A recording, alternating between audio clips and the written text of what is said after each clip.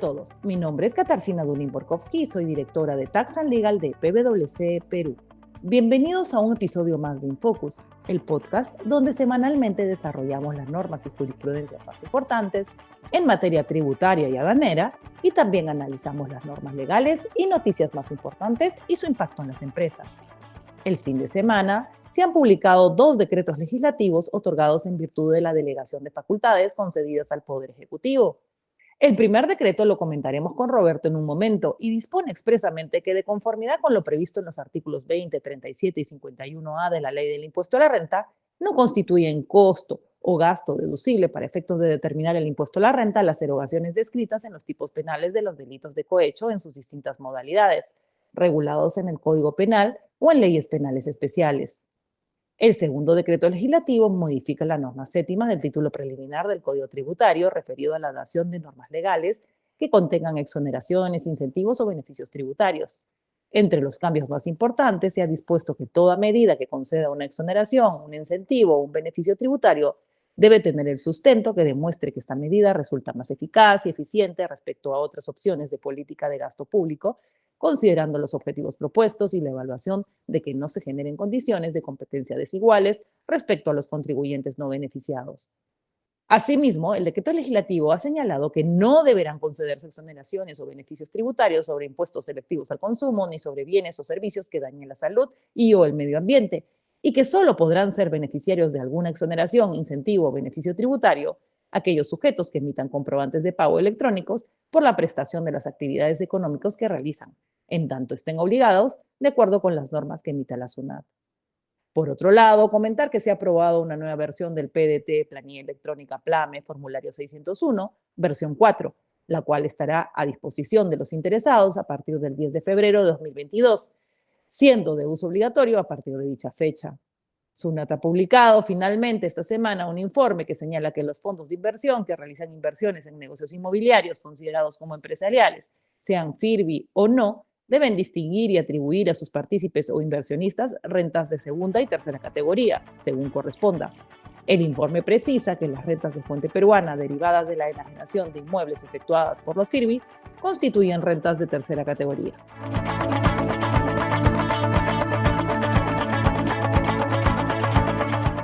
Muy buenos días a todos nuestros oyentes de InFocus, el podcast de PwC. En esta oportunidad, como siempre, me encuentro junto con Kitty, Katarzyna Dunin-Borkowski, y vamos a comentar las normas de interés tributario. Kitty, ¿cómo estás? Hola Roberto, ¿cómo están todos? Espero que bien. Claro que sí, Kitty. Mira, ha salido publicada una norma, en concreto el decreto legislativo 1522, que regula una nueva, digamos, limitación a la deducción de los gastos de las empresas. ¿Qué nos puedes comentar sobre esta norma?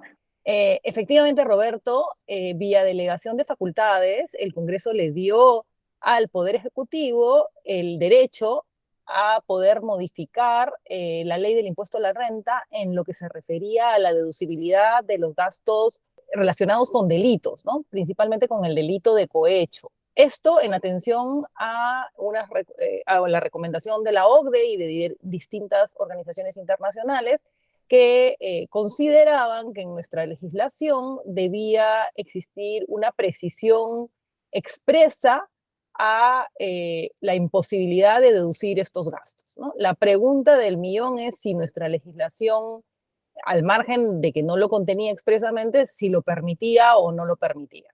Y sobre esto, bueno, yo tengo una opinión en particular, pero quisiéramos saber qué opinas tú. ¿Era necesaria esta limitación específica en la ley?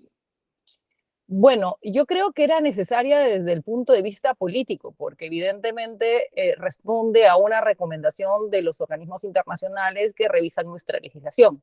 Ahora, y yo presumo que esa es tu misma opinión, en el Perú estos gastos pues no son deducibles en atención al principio de causalidad. Ahora, también hay que mencionar, ¿no?, que esto es un tema álgido o discutible en la doctrina, ¿no? Como sabes, hay posturas en relación a si debe estar gravado con impuesto a la renta las ganancias que se obtienen de negocios ilícitos. Me refiero en este caso a las ganancias, a los ingresos. Pues hay ciertas legislaciones o ciertos tratadistas que sostienen que sí debe estar grabado en atención a que el dinero es dinero y que no importa pues el origen y debe estar siempre grabado. Y hay otras posiciones que dicen que el Estado no debería cobrar pues impuesto a la renta respecto de un dinero cuyo origen el delincuente que lo ha obtenido mediante la comisión de un delito, pues no tiene titularidad, ¿no? Es decir, es dinero que es, por decirlo así, sucio y el Estado pues no debería cobrar impuesto a la renta en atención a ello.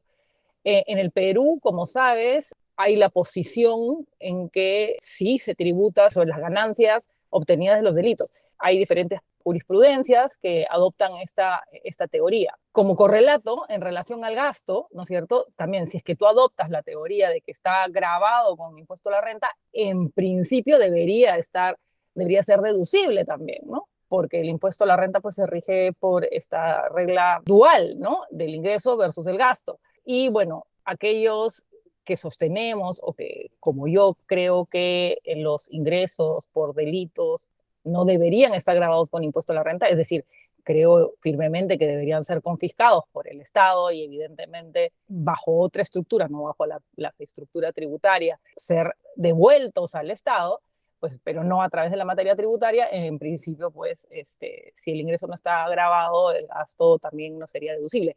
Ahora, aquí en el Perú, pues tal vez esa es una de las razones por las cuales se hizo esa recomendación, puesto que, como te digo, en diversas jurisprudencias se ha adoptado la posición de que el dinero obtenido por acciones delictivas, pues sí estaría grabado con impuesto a la renta, ¿no? Entonces tal vez ahí existía esa duda de los organismos internacionales de que debía decirse expresamente. Ahora, la forma como ha sido redactado el decreto legislativo hace expresa referencia a que esto es una precisión, ¿no? Porque hace referencia a dispositivos que ya se encuentran vigentes y dice expresamente, ¿no? De acuerdo a estas normas, las erogaciones relacionadas a delitos, pues no son deducibles para fines del impuesto a la renta. Creo que esa es la razón o el motivo por el cual se ha puesto así en nuestra ley actual, pero también mencionar que es claro que, por lo menos para la SUNAT, las erogaciones relacionadas a delitos, pues no son deducibles, ¿no? Y así lo viene haciendo hace muchos años. Completamente de acuerdo, Kitty. No deberíamos perder de vista que finalmente estamos hablando de un solo ordenamiento jurídico, ¿no es Correcto. cierto? Y mal se podría concluir, desde mi punto de vista, que una erogación que constituye delito permita o se permita que tenga incidencia en la determinación del impuesto a la renta. Un delito no podría generar un beneficio económico. Esa también es mi postura, pese a las jurisprudencias que estabas mencionando. Y es importante también el otro tema que tú has sacado ahora a colación, que es, oigan, no es que recién a partir de la fecha con esta norma se entiende que no serán deducibles.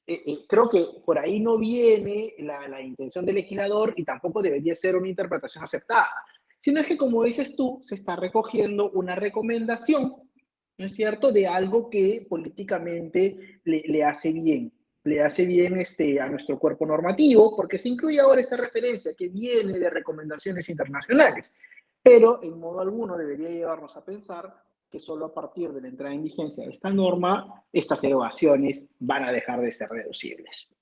¿Correcto, Correcto. Kitty?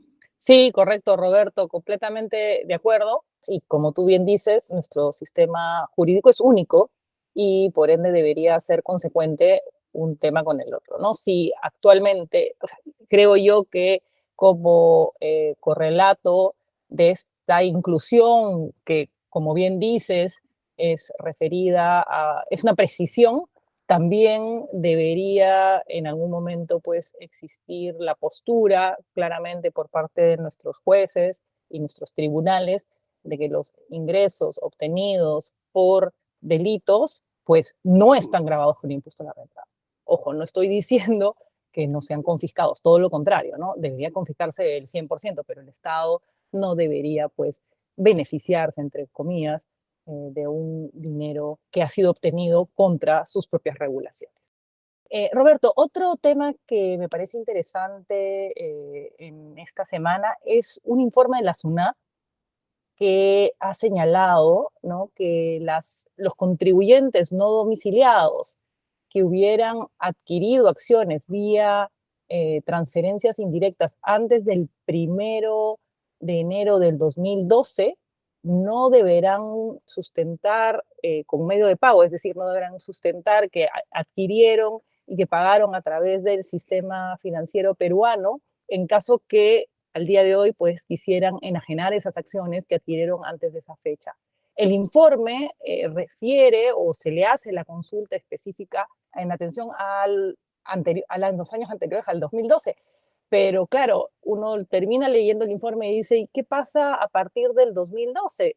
No sé si tú nos pudieras comentar un poco cuál es tu posición, cuál es en relación a este tema que es tan importante, ¿no? Claro que sí, Kitty, gracias. Mira, lo que ha sucedido es lo siguiente. Hay que tener en consideración que en nuestro país, como regla, un sujeto no residente solamente está obligado a pagar tributos en la medida de que la ganancia que obtenga califique como de fuente peruana. Como regla general, además, un contribuyente no residente obtiene renta de fuente peruana cuando vende acciones emitidas por una empresa constituida en el país. Por excepción, también se considera renta de fuente peruana la venta de acciones de una empresa extranjera siempre que se cumplan algunos requisitos. Entre otros, esos requisitos tienen que ver con cuál es el valor de la empresa peruana. Es decir, si yo vendo acciones de una empresa, por poner cualquier nombre, panameña, ¿sí? Y esta panameña a su vez es accionista de una empresa peruana, pero el valor de la empresa peruana no supera el 50% del valor de la panameña, pues en ese escenario, digamos, no se cumple uno de los supuestos que exige la norma. Sin embargo, también la norma se cuida y dice que cuando el valor de la venta supere aproximadamente 40 millones de dólares, en cualquier caso habrá que pagar impuestos en Perú porque eso califica como una venta indirecta.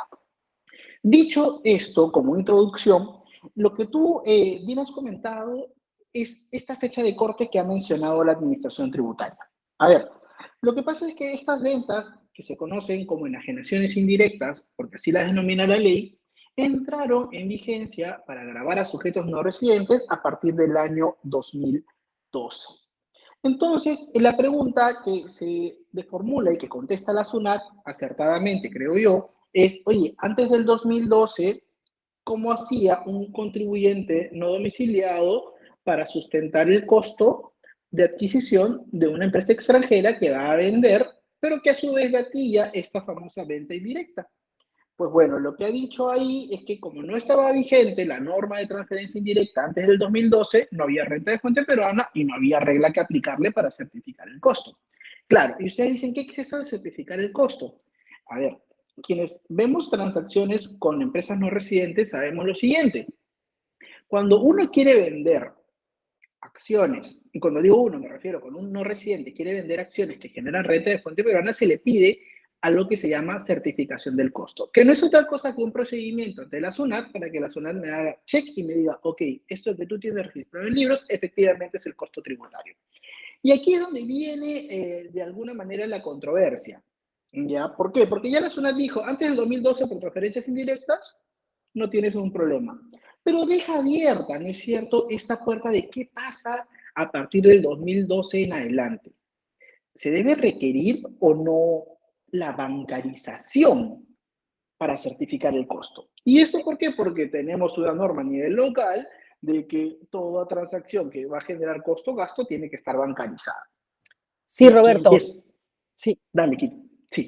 sí, Roberto, es fundamental esa pregunta. ¿Qué opinas tú? Es decir, las transferencias indirectas normalmente, porque son indirectas, es decir, no se realizan en el territorio peruano, sino se realizan en el exterior, no sé, en la bolsa de valores de Tokio o en cualquier otro país, ¿no? Exigir que el dinero venga al Perú, que pase a través del sistema financiero peruano, ¿es así? Es decir, los no domiciliados tienen que canalizar su dinero a partir del 2012 para tener costo en las transferencias indirectas.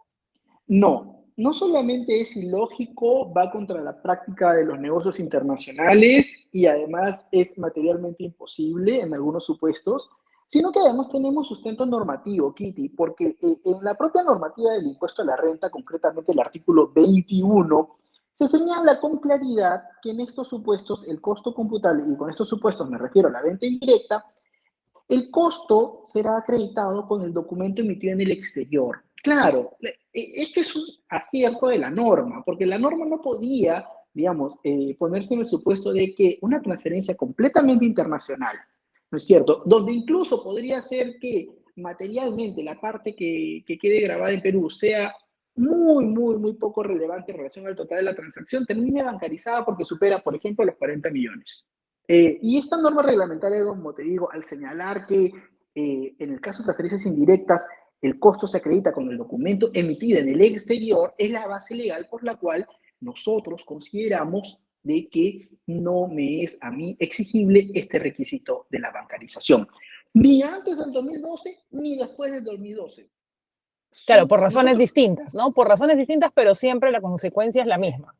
Claro, pero incluso si estamos en un supuesto, digamos, fuera del ámbito de aplicación, porque no se configura la venta indirecta ni antes ni después, e incluso si se configurase, esta es la base legal, como yo te señalo, para que no se le exija al contribuyente no domiciliado este trámite o este pase por la bancarización peruana, que como te digo, en algunos casos materialmente es imposible de cumplir. En la mayoría, porque estamos hablando de transacciones internacionales que incluso pueden ser bursátiles afuera. Y bueno, esto es lo que yo pienso sobre esta situación. Creo que coincidimos, Kitty, hemos discutido varias veces este tema. ¿Hay consenso o no hay consenso? Por supuesto, sí, en esto y en muchísimos temas, en algunos tal vez no, pero en este en específico sí, esperamos sinceramente que en breve pues la Administración Tributaria se pronuncie a través de un informe señalando esta precisión. Es claro que se le preguntó, o sea, la SUNAT ha respondido en este informe a la pregunta que se le formula, no tenía por qué responder a una pregunta que no le era formulada, pero pues esperamos que en un breve plazo pues la Administración Tributaria tenga bien a responder sobre este punto. Y también, ¿por qué no?, sobre el tema penal, ¿no? Si bien es cierto, pues la SUNAT no dicta doctrina, pero en todo caso que siente su posición y diga, bueno, pues ni los ingresos ni los gastos son deducibles para fines del impuesto a la renta y los ingresos que se obtienen por actividades delictivas deberían ser confiscados de acuerdo a la legislación penal, que para eso existe y dispone claramente qué cosa es lo que se debe hacer con el dinero mal habido. Gracias, Roberto, por tu precisión. Gracias, Kitty, y hasta nuestra próxima entrega. Estén todos muy bien. Un abrazo.